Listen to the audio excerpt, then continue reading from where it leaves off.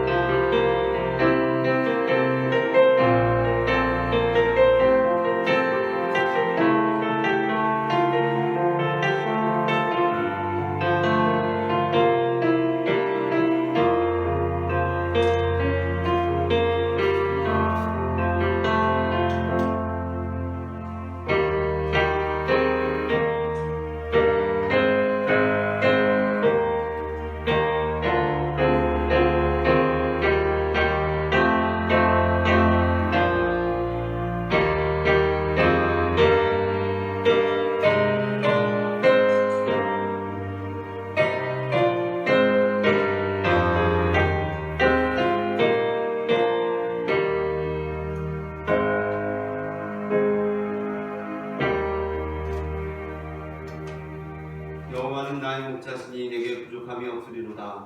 그가 나를 푸른 풀밭에 누이시며 실만한 물가로 인도하시는도다. 내 영혼을 소생시키시고 자기 이름을 위하여 의의 길로 인도하시는도다. 아멘. 자애로우신 하나님 아버지, 지난 한 주간 동안 베풀어 주신 사랑과 은혜와 인도하심에 감사를 드립니다. 일주일 동안 주님의 말씀을 읽으며 깨닫는 대로 실천하며 살고자 했지만 부족한 점이 너무도 많았습니다.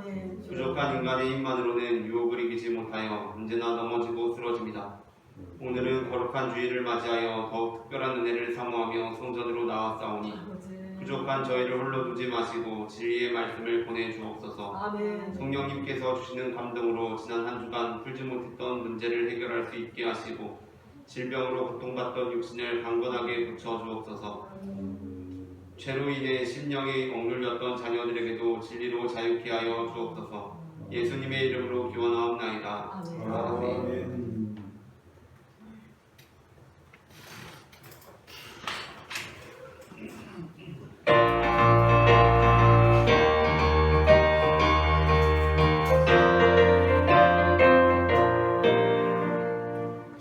약속하신 말씀 위에서 영원토록 주를 찬송하리라. 소리 높여 주께 영광 돌리며 약속 믿고 굳게 서리라. 굳게 서리 영원하신 말씀 위에 굳게 서리 굳게 서리 그 말씀 위에 굳게 서리라. 주님 약속하신 말씀 위에서 세상 형편에게 엄숙할 때에 용감하게 힘써 싸워 이기며 약속 믿고 굳게 서리라. 굳게 서리 영원하신 말씀 위에 굳게 서리 굳게 서리 그 말씀 위에 굳게 서리라. 주님 약속하신 말씀 위에서 영원하신 주의 사랑이 믿고 성령으로 힘써 싸워 이기며 약속 믿고 굳게 서리라. 굳게 서리 영원하신 말씀 위에 굳게 서리 굳게 서리 그 말씀 위에 굳게 서리라. 주님 약속하신 말씀 위에서 성령 인도하는 대로 행하며 주님 품에 항상 안식 얻으며 약속 믿고 굳게 서리라. 굳게 서리 영원하신 말씀 위에 굳게 서리 굳게 서리 그 말씀 위에 굳게 서리라. 함께 우리 제 무게를 주님께 올려드리시겠습니다. 인류를 저와 사망에서 성령하시려고 예수 그리스도를 이 땅에 보내주신 하나님 아버지, 하나님께서는 독생자까지도 아끼지 않으시면서 죄를 멸하라 하시는데 저희는 더럽고 추악한 죄를 모으며 싸우며 세상 풍조에 밀려 믿음을 저버리고 살았습니다. 주님, 하나님의 영원하심을 깨닫지 못하고 죄악 중에 살았던 저희의 모든 죄를 용서해 주옵소서. 예수님의 이름으로 이 고백의 기도를 드립니다. 아멘. 이 시간 우리의 죄를 사하시는 주님의 용서의 말씀을 받으시겠습니다. 맑은 물을 너희에게 뿌려서 너희로 정결하게 하되 곧 너희 모든 더러운 것에서와 모든 우상 숭배에서 너희를 정결하게 할 것이라. 아멘. 다 함께 교동문 66번 시편 150편 교독하시겠습니다. 할렐루야. 그의 성소에서 하나님을 찬양하며 그의 번능의 무상에서 그를 찬양할지어다. 그의 능하신 행동을 찬양하며 그의 지극히 위대하심을 따라 찬양할지어다. 나팔 소리로 찬양하며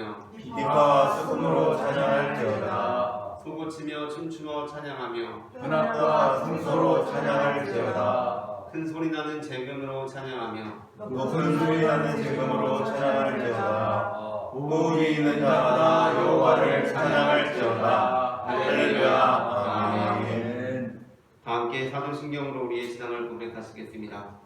전능하사 천지를 만드신 하나님 아버지를 내가 믿사오며 그 외아들 우리 주 예수 그리스도를 믿사오니 이는 성령으로 잉태하사 동정녀 마리아에게 나시고 본디오 빌라도에게 고난을 받으사 십자가에 못 박혀 죽으시고 장사한 지 사흘 만에 죽은 자 가운데서 다시 살아나시며 하늘에 오르사 전능하신 하나님 우편에 앉으시다가 저리로서 산자와 죽은 자를 심판하러 오시리라.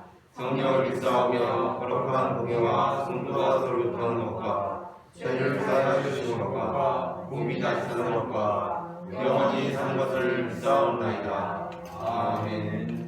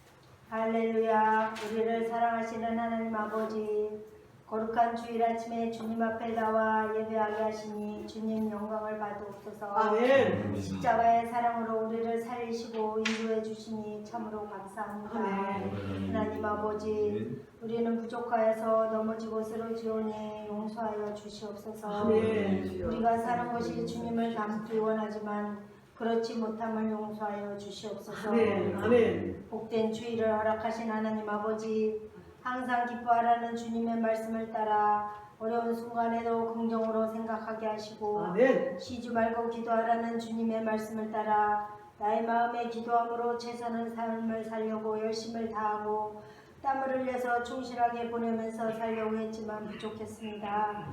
그럼에도 범사에 감사하며 살게 하시니 감사합니다. 아멘. 우리의 감사가 넘쳐서 세상에 널리 퍼지게 하시고 십자가를 바라보면서 우리의 피난처가 되시고 반석이 되시는 주님을 믿고 성숙한 삶이 되게 도와주시옵소서. 아멘. 우리의 기도를 들으시는 주님, 2030의 비전으로 뉴비의 목표를 주셨지만 아직도 빛은 보이지 않는 것 같습니다. 성도의 가정마다 기도의 줄기가 자라게 하셔서 수년 내에 120성도의 부흥과 12선교사를 섬기는 데 부족한 일이 없게 성령님 능력을 더하여 주시옵소서.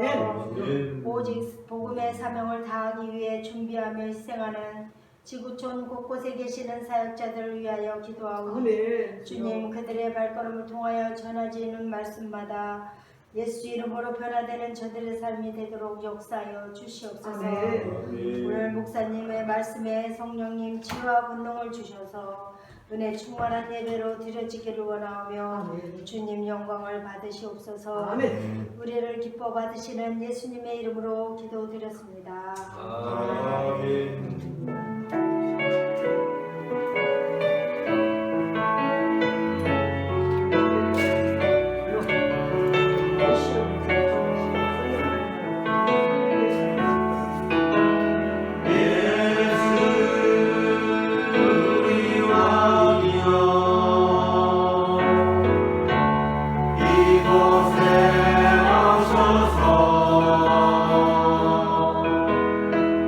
우리가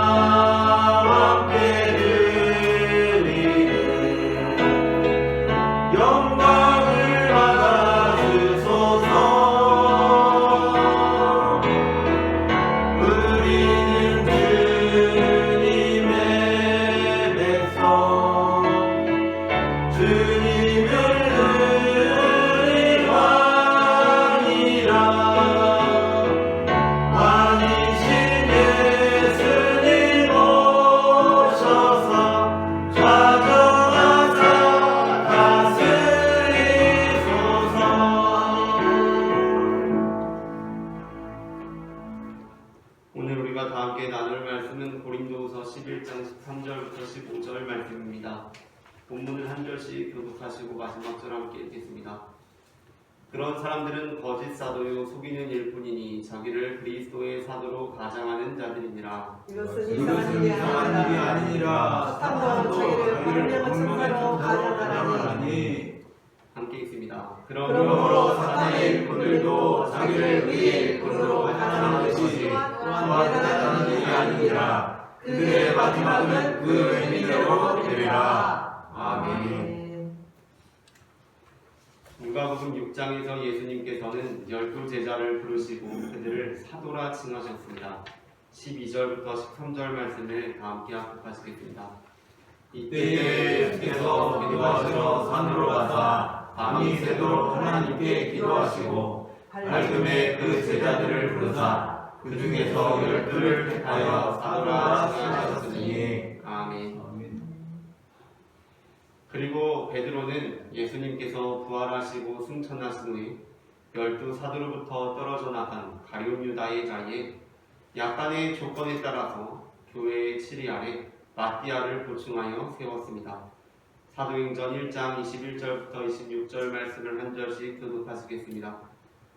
이러함으로 요한의 세례로부터 우리 가운데서 올려져 가신 날까지 주 예수께서 우리 가운데 출입하실 때에 항상 우리와 함께 다니던 사람의 하나님께서 우리와 더불어 예수께서 부활하심을 증언할 사람이 되게 하여 오늘 그들이 두 사람을 내세우니 하나는 바사바라고도 하고 별명은 유스도라고 하는 요셉이요 하나는 마띠아라. 그들이 기도하여 이르되 두 사람의 마음을 아시는 주여 이 두 사람 중에 누가 주님께 택하신 바 되어 봉사와 및 사도의 직무를 대신할 자인지를 보이시옵소서. 유다는 이 직무를 버리고 제 곳으로 갔나이다 하고 제일교가 마띠아를 얻으니 그가 11사도의 들어가리라. 아멘. 즉 본래적 의미에서 사도라는 것은 예수님과 함께한 12제자를 의미하였고 이는 다른 유다의 자리를 보충할 때도 마찬가지로 적용되어서 사도라는 존재는 예수님께서 살아계실 때 그와 함께 다니던 사람이었습니다.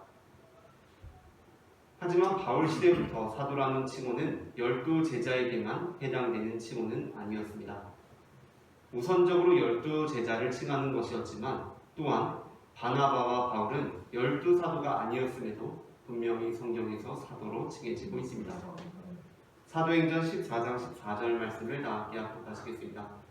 두 사도 바나바와 바울이 듣고 옷을 찢고 우리 가운데 뛰어들어가서 소리 질러. 아멘.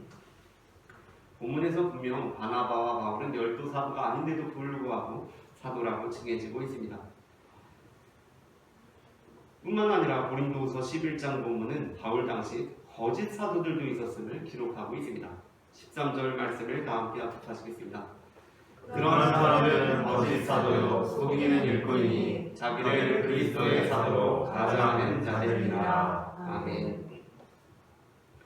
그러니까 본래 사도라는 호칭은 12제자에게만 제한되어 사용되는 용어였지만 벌써 바울 시대부터도 사도라는 호칭이 12사도뿐만 아니라 바나바와 바울과 같은 인물들에게도 쓰이기 시작했고 심지어 사도라고 불리던 사람들 중에는 거짓 사도들까지 있었던 것이었습니다.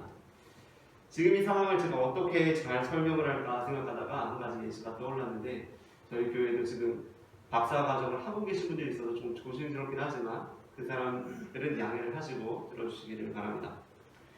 지금 우리 한국 사회도 교육계에서 활동하고 계신 여러 교수님들이 계십니다. 그러면 우리는 교수님 하면은 어떤 사람을 생각합니까? 대학교, 대학원에서 학생들을 가르치시는 그 교수님들을 생각합니다. 근데 우리가 그렇게 생각할 때 그 교수님이라는 분은 보통은 PhD라는 학위를 받으신 철학박사 학위를 받으신 교수님을 우리는 일반적으로 다 교수님이라고 생각한다는 것입니다. 그분들은 이제 철학박사 학위를 받으시고 음악이건 교육이건 뭘 전공해도 PhD 학위는 철학박사 학위입니다. 그 학위를 받으시고 이제 대학원이나 대학교에 전임 교원으로 임용이 되셔서 이제 뭐 조교수, 부교수, 이렇게 정교수 이렇게 코스를 밟아가시는 분이십니다. 하지만 또 간혹 대학교에는 정식 교수로 임명이 되지 않으셨어도 PhD에 준하는 학위나 PhD를 가지고 계신 분들, 그분들을 이제 간혹 강사로 초빙을 해서 초빙 교수라든지 겸임 교수라든지 개범 교수라든지 그렇게 이제 강의를 주기도 하고, 또 심지어 드물지만은 학위가 없음에도 불구하고 대학교나 대학원에서 교수라는 호칭으로 강의를 하고 계시는 분들도 계십니다. 그런 분들 중에는 실력이 있으신 분들, 뛰어나신 분들도 계십니다. 뿐만 아니라 교육계의 다양한 영역에서는 PhD나 그에 준하는 학위가 아니라 실천적이나 교육적인 영역에서의 박사학위를 취득하고 대학교나 대학원이 아니더라도 교육원 같은 곳에서 강의를 하시는 교수님들도 계십니다. 그러니까 사실 우리가 교수라고 했을 때는 대학교나 대학원에서 강의를 하는 교수님을 생각하기 쉽지만 그 스펙트럼이 생각보다 굉장히 넓어서 사실은 진짜 교수들이 생각할 때는 나만 교수인데 다른 사람들도 다 교수라고 칭해지는 것 같은 기분이 드는 그런 분들도 계신다는 것입니다. 또 그래서는 안 되지만 간혹 학력 위조를 통해서 교수 소리 들어가면서 활동하고 계신 분들도 있을 것입니다. 이 중 바울의 경우는 어떤 부분인가? 바울은 어떠한 사람인가를 우리가 객관적으로 들여다보자면 바울은 공식 학위를 가지고 있는 분은 아니셨습니다. 무슨 의미로서 그러하냐면 바로 예수님의 12사도나 예수님께서 살아계실 때 동행했던 인물은 아니었다는 것입니다. 하지만 어떤 방식으로든지 학계에서 인정을 받아서 강의를 하고 있는 사람임은 분명했습니다. 그러면서도 굉장히 실력이 있는 교수님이었던 것은 확실하다는 것입니다. 그러므로 사실 바울은 정식으로 교수 임명이 되어서 활동하고 있는 전임 교원들이 그를 무시하려고 하면 할 말은 없는 사람이었습니다. 하지만 바울을 공격했던 사도들은 누구입니까? 그들은 12사도가 아닙니다. 그들은 예를 들자면 교수라고 자칭하고 있지만 학력 위조를 한 범법자에 가까운 사람들이었습니다. 그런데 보통 그런 사람들일수록 말을 잘하기도 해서 바로 그 사람들이 현란한 말솜씨로 사실 바울은 학위도 없고 정식 교수 임명도 없는 사람인데 저렇게 강의를 하고 있다며, 그러니 저 사람이 하는 강의가 신뢰할 만한 것이 있겠느냐며 공격을 했고 많은 사람들이 거기에 휩쓸렸던 것이었습니다. 그러니 바울의 마음이 얼마나 무너졌겠습니까? 하지만 이는 비단 당시 고린도 교회의 문제만이 아닙니다. 오늘을 살아가는 우리 역시 사실 누가 참 사도인지 누가 거짓 사도인지 알아내는 것이 쉬운 일이 아니기 때문입니다. 그래서 오늘 우리는 그리스도의 사도라는 제목의 설교 제목으로 말씀을 나눕니다. 제가 제목을 먼저 읽으면 따라 읽으시면서 두 번 읽어보겠습니다. 그리스도의 사도, 그리스도의 사도, 그리스도의 사도, 그리스도의 사도. 전해지는 말씀을 통하여서 진정한 그리스도의 사도는 어떠한 사람인지 알게 되고 이 시대 진정한 그리스도의 사도를 분별해내며 또한 우리가 바로 그 진정한 그리스도의 사도가 되어서 하나님의 사역에 동참하는 성도가 되기를 소망합니다. 아멘. 그렇다면 진정한 그리스도의 사도는 어떠한 사람입니까? 먼저 첫째, 함께 읽겠습니다. 첫째, 하나님의 열심으로 열심을 내는 사람입니다. 고린도후서 11장 2절 말씀을 다 함께 합독하시겠습니다. 내가 하나님의 열심으로 너희를 위하여 열심을 내노니 내가 너희를 정결한 소녀로 한나하는 그리스도께 드리려고 준비하노라. 고린도후서 11장에서 바울은 거짓 사도들에 대하여 경계하고 그들에게 경고하며 그들과 달리 진정한 그리스도의 사도인 자신은 어떠한 태도로 자신의 사역을 임하고 있는지에 관하여 말씀하고 있습니다. 그중 하나가 바울은 하나님의 열심으로 열심을 내고 있다는 것이었습니다. 여기서 하나님의 열심으로 열심을 낸다는 것은 본래 하나님께서 자신의 백성들이 우상 숭배를 할 때에 그 우상에 대하여 질투하고 시기하시듯이 바울 또한 고린도 교회 성도들이 거짓 사도들에 의해 휩쓸릴 때 그 거짓 사도들에 대하여 하나님처럼 질투하고 시기하고 있다는 것을 의미합니다.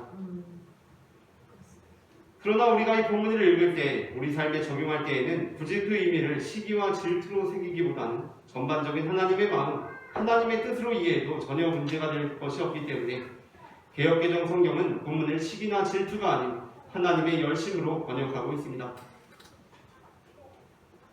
그러니까 진정한 사도나 진정한 그리스도의 사도는 어떠한 사람이라는 것입니까? 내 생각, 내 욕망에 따라 사역하는 사람이 아니라 하나님의 마음, 하나님의 뜻에 따라 사역하는 사람이라는 것입니다.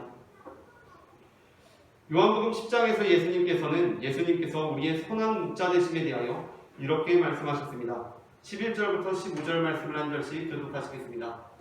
나는 선한 목자라. 선한 목자는 양들을 위하여 목숨을 버리거니와 사건은 목자가 아니요 양도 제 양이 아니라 이리가 온 것을 보면 양을 버리고 달아나나니 이리가 양을 불러가지고 또 해치느니라.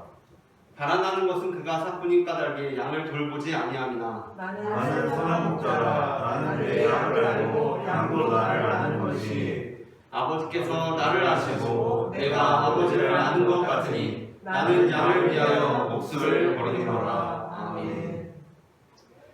예수님께서는 양이 목자를 아는 방법에 대해서 위기의 순간에 자기 살겠다고 도망하는 사람은 사꾼이고 위기의 순간에도 양을 위하여 자기 목숨을 버리는 사람은 선한 목자라고 말씀하시며 이 말씀만 유념한다면 양들은 어렵지 않게 진정한 목자를 분별할 수 있을 것이라고 말씀하셨습니다.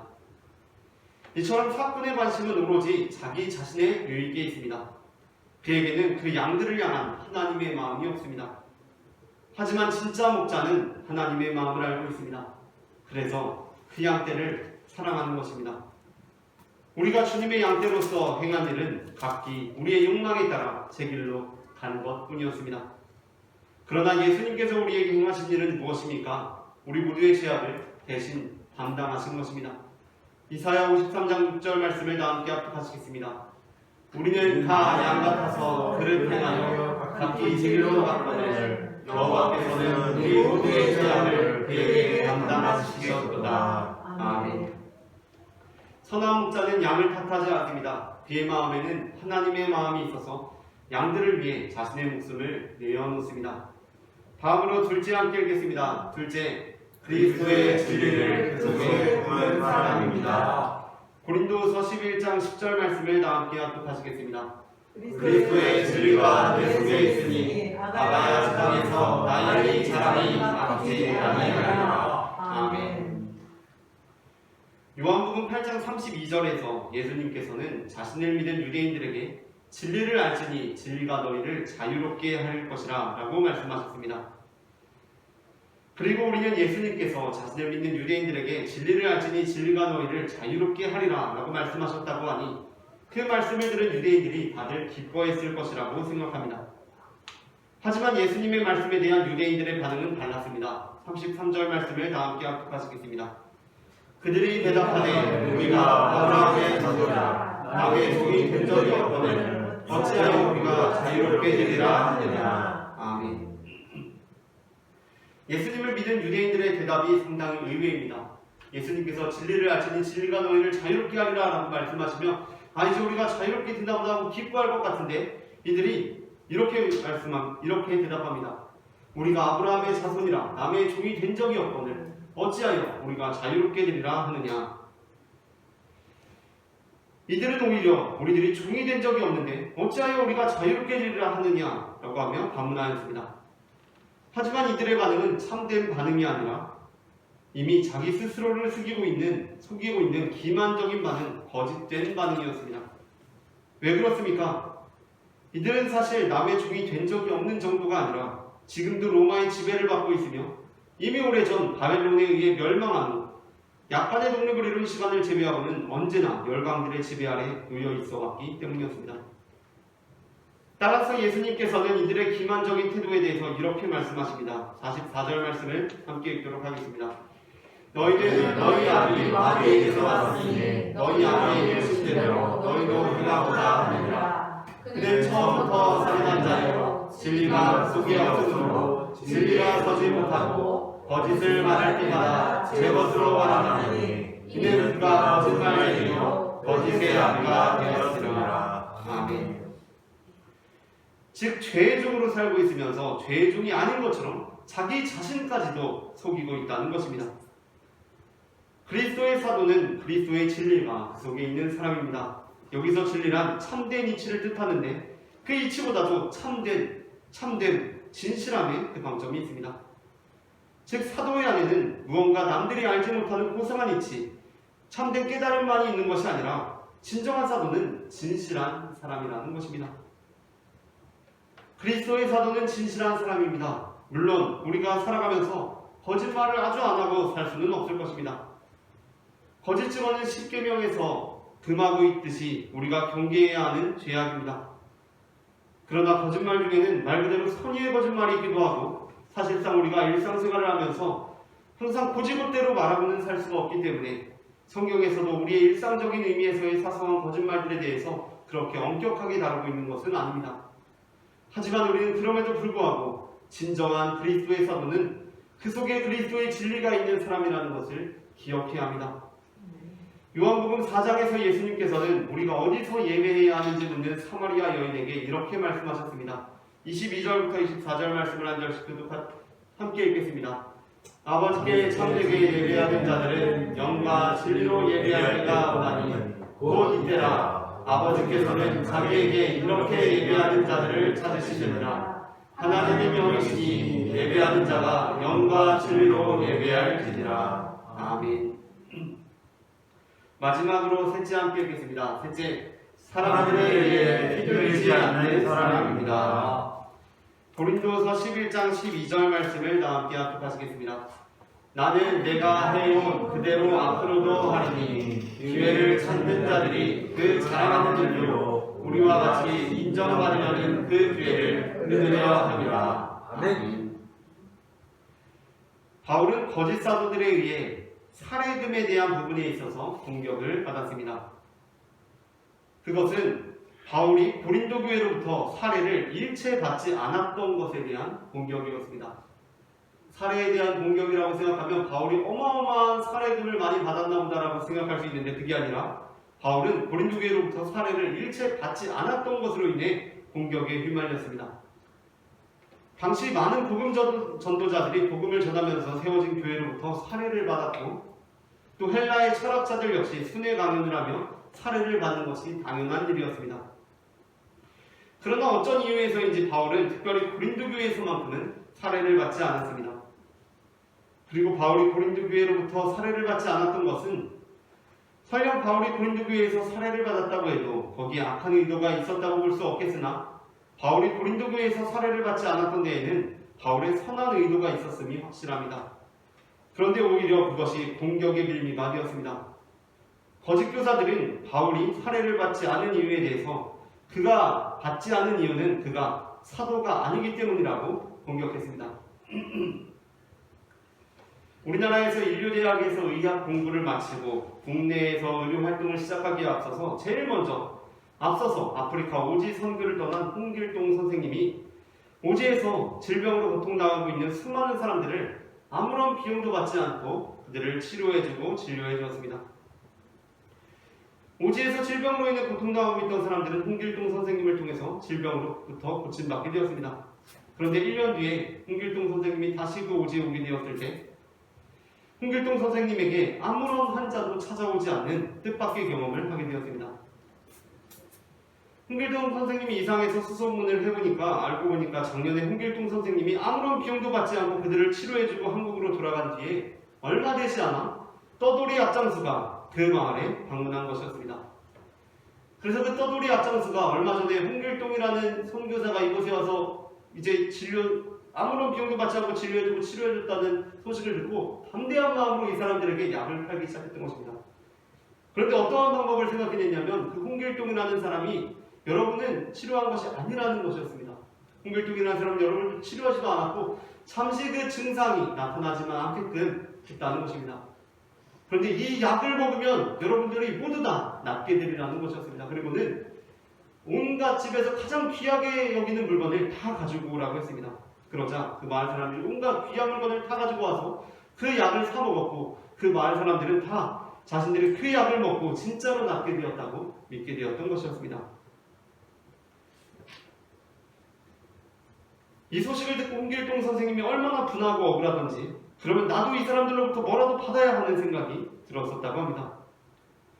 사실 우리가 생각할 때에는 고린도 교회에서 살해를 안 받은 바울에 대해 거짓 교사들이 공격을 하고 고린도 교회에서 살해를 안 받은 것이 바울에게 오히려 도전이 되었다는 것이 선뜻 납득이 되지 않을 수도 있습니다.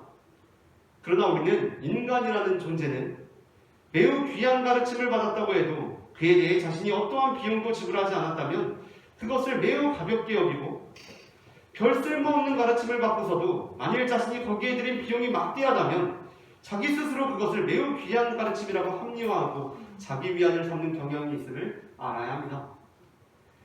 그러니 바울이 얼마나 황당했겠습니까? 내가 받지 않은 것이 나의 자격 없음을 인정하는 것이라니, 내가 받지 않은 것이 내 진료와 수술이 엉터리라는 것을 방증하는 것이라니, 우리 생각에는 그러면 어처구니가 없기도 해서 이렇게 된 김에 그러면 이제부터 나도 너희에게 사례를 받겠다고 할 만하지 않겠습니까?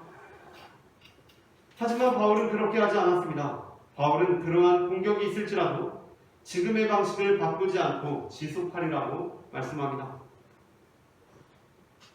그리스도인으로 살아간다는 것은 도무지 대화가 되지 않는 외골수로 살아가는 것을 의미하는 것이 아닙니다. 그리스도인들은 다른 사람들에게 우리를 개방하여 의견을 듣고 우리의 삶을 교정해 나가는 유연함을 가지고 있는 사람들입니다.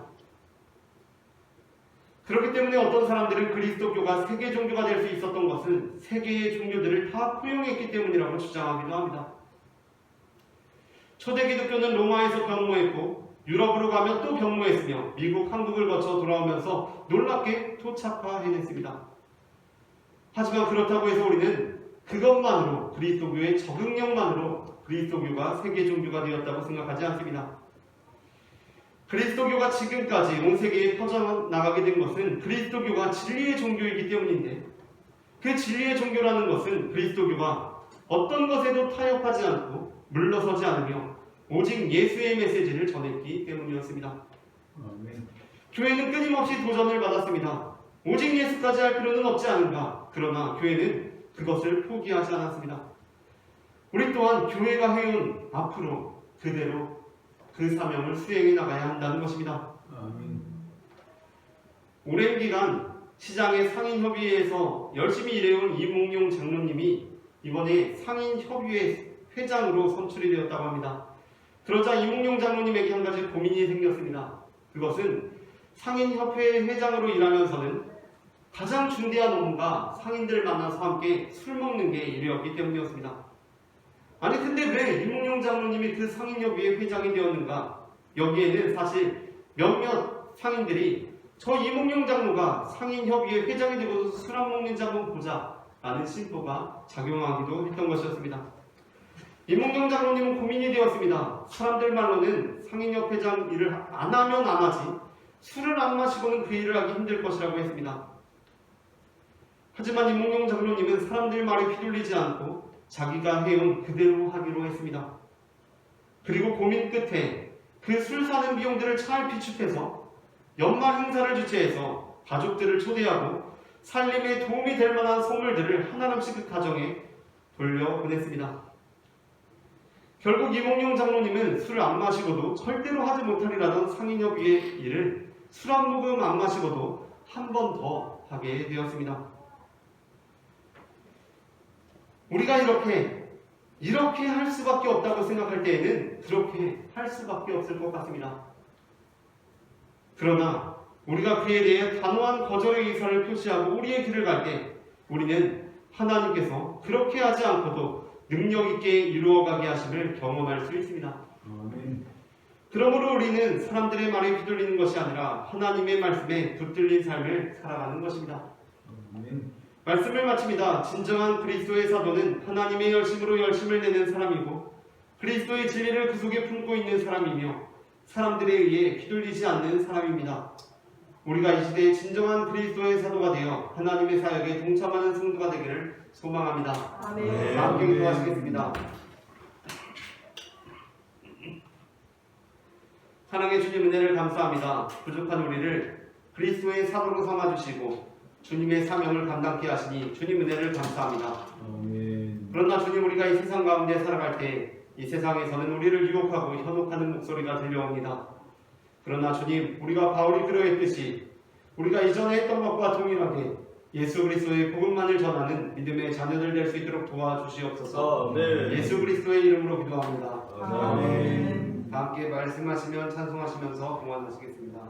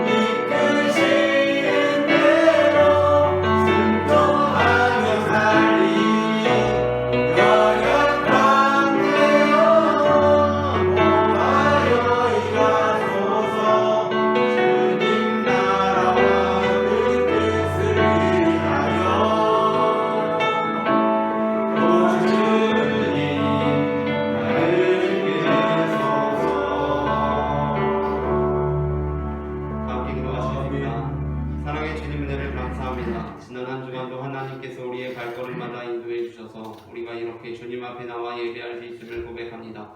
시작되는 한 주간도 주님만을 의지하며 시작하오니 주님 우리를 붙들어 주시옵소서. 시간 주님 앞에 거룩한 예물을 드린 손길들이 있습니다. 그 손길들 주님 기억하여 주시고 이 예물이 쓰이는 곳마다 하나님의 나라가 이루어지게 하시며 주님께서 드린 손길들 기억하여 주셔서 부어주시는 은혜와 축복이 그 드린 손길들의 잔마다 차고도 넘쳐 우리의 가족들에게, 이웃들에게, 동료들에게, 친구들에게 흘러갈 수 있도록 역사하여 주시옵소서. 사랑의 주 예수 그리스도의 이름으로 기도합니다. 이 시간에는 우리에게 생명을 주시는 주님의 몸과 피를 받으시겠습니다.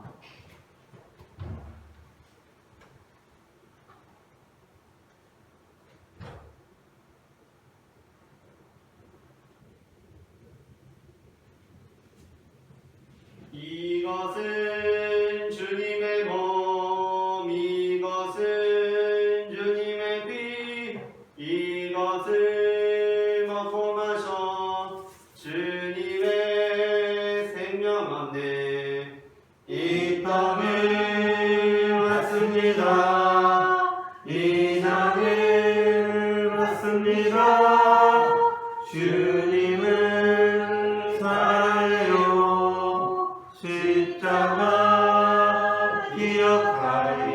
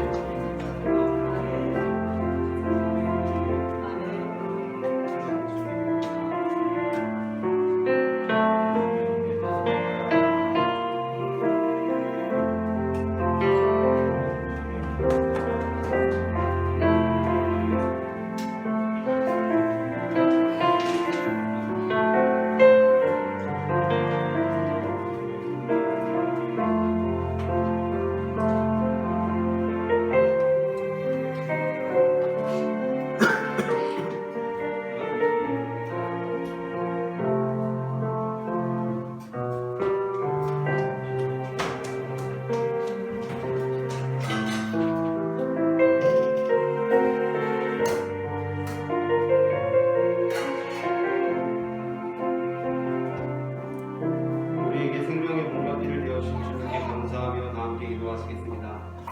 우리를 위해 생명을 주시는 하나님 아버지, 이 거룩한 신비에 감사드리오며 성령의平安과 사랑을 드려 하늘나라가 이 땅에 이걸 알려주니 그리스도의 주님으로 살게 하여 주옵소서. 우리 주 예수 그리스도의 이름으로 기도합니다. 아멘. 다 함께 평화 인사 나누시겠습니다. 주님의 평화가 함께 하시기를 바랍니다. 주님의 평화가 함께 하시기를 바랍니다. 다 함께 일어나셔서 찬송가 620장 여기에 보이는 우리 1절 찬송하시겠습니다.